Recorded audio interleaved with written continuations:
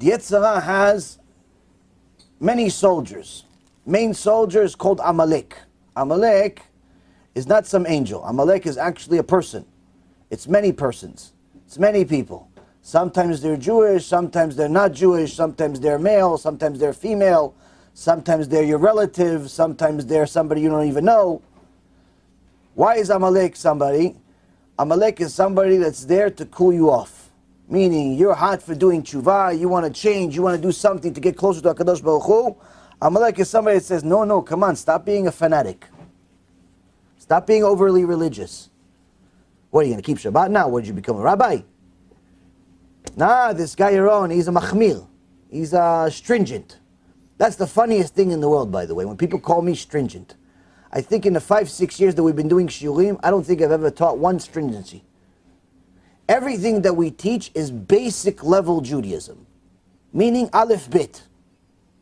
This is the basic minimum. I know that sometimes it sounds like it's too hard, it's far away from your reality, and so on and so forth, but this is the basics.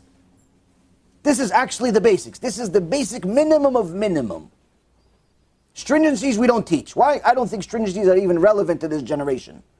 If you're already at Tzaddik for years and you're able to get to that level and apply some stringencies to your life, Chazaku Baruch, you have a rabbi that says it's okay, go for it. But in reality, the vast majority of Am Yisrael today doesn't even keep Shabbat. 90% of Am Yisrael does not keep Shabbat. That's a basic level, that's basic minimum. To keep Shabbat is not a stringency. To not drive on Shabbat is not a stringency. It's basic minimum. You don't keep Shabbat, the rest of your mitzvot are going into the toilet. Why? Because Hashem has to pay you for those mitzvot in this world. You have no share of the world to come if you don't keep Shabbat. It's a basic minimum. And you see that unfortunately, many of the kids that have come a few months ago, Baruch Hashem, some of them are still coming, some of them don't come. Many people that have come to my previous shurim 5 years ago, they came, they did tshuva, they started going to Beit Knesset, but then something happened. They disappeared. I told you a story a couple of weeks ago, but this story repeated itself many times. I've rebuilt this shiur 7 times already. This is the 8th time. 7 times we built the same Tuesday shiur, and then now, Baruch Hashem, we have 3 shiurim. And the reason why is because every time we get a group of people, 15, 20, 30, 40 people, whatever it is, they all start doing tshuva, they all start going to Beit Knesset, and then the rabbi that is at the Beit Knesset ruins them. They go, they stop driving on Shabbat, but then the rabbi says, no, you can drive on Shabbat, it's okay. No, it's, the rabbi said I have to leave my non-Jewish wife. No, what are you, crazy? Shlom Bayit. Yeah, but she's not Jewish. Yeah, but Shlom Bayit is important. Rabbis are telling them this stuff. What ends up happening, Rabotai Yekirim, is that people are fighting for neshamot. Amalek is fighting for neshamot. And unfortunately, Amalek comes in the form of a rabbi. Sometimes it comes in the form of a cousin, a brother, a sister. So that's why I always tell you, anytime somebody tells you anything from the Torah, or anything related to religion, that's the opposite of what you heard here, ask him, can I see with my eyes what you said in a book? To make sure that what you said, I believe you. I tell you, I believe you. But can I see it in a book? Can I see what you said in a book? Did somebody before you, you're born today, Moshe Rabbeinu was 3,300 years ago. So can I see that somebody wrote that I'm allowed to drive on Shabbat in a book?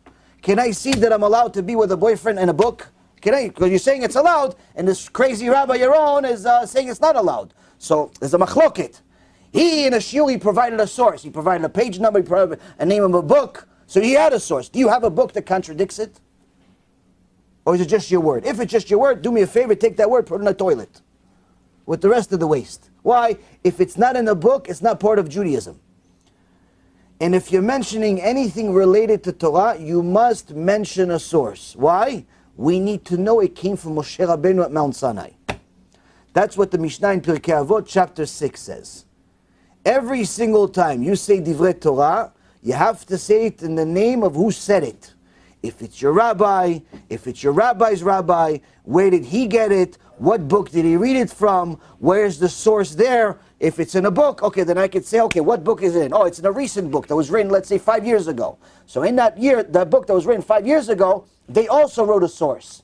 Where did they get that information from? They're going to mention a book that was written, let's say, 500 years ago, the Shulchan Aruch. Then we're going to go to Shulchan Aruch. And we'll say, oh, Shulchan Aruch also mentioned a source. Where? The Gemara that was written almost 1600 years ago. Oh, so we go to the Gemara now. Where does the Gemara get it from? The Gemara mentions, oh, this was mentioned in the Chumash, in chapter here, verse here. What does that whole trail mean to us? That means that whatever was said today can connect all the way to Moshe Rabbeinu. And that means it's emet. That means it's true. But if I don't have that chain, that connection, then guess what? That information is simply an opinion. It's an opinion that's meaningless, and quite frankly, more times than not, came from Amalek, came from somebody that wants to cool you off because unfortunately they have decided to make some really bad decisions in their life, and the Satan decided to hire them because of that.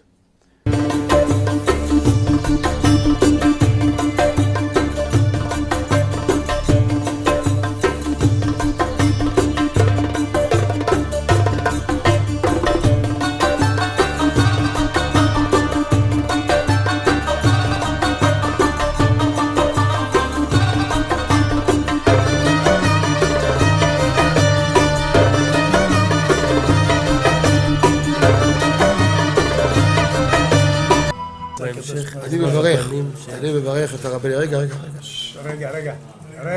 אני מברך את הרבנים, הרב ירון ראובן, הרב אפרים כחלון, ראשי ארגון בעזרת השם, שהלכו בפי עליון, שעלו מעלה, יהיה להם ברכה והצלחה, הקדוש ברוך הוא ימלא בישועות ליבם לטובה ולברכה, שבכל מה שיפנו ישכילו ויצליחו, יזכו עוד לעשות כאלה וכאלה, הודיעו תורה לאדירה, אמן ואמן.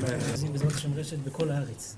הוא היהודי הזה, הוא היה מיליונר, סגר את כל הביזנס, אמר אני משקיע פה בעולמה של תורה. איפה הוא גר? בפלורידה. פלורידה, איפה זה פלורידה? באמריקה. במיימי. כן, ליד. אנחנו שם עכשיו הולכים להקים קהילה ספרדית. חזק אותו בשביל. קהילה ספרדית גדולה. תעבירו מה שבירכתי אותו. כן, קהילה ספרדית גדולה.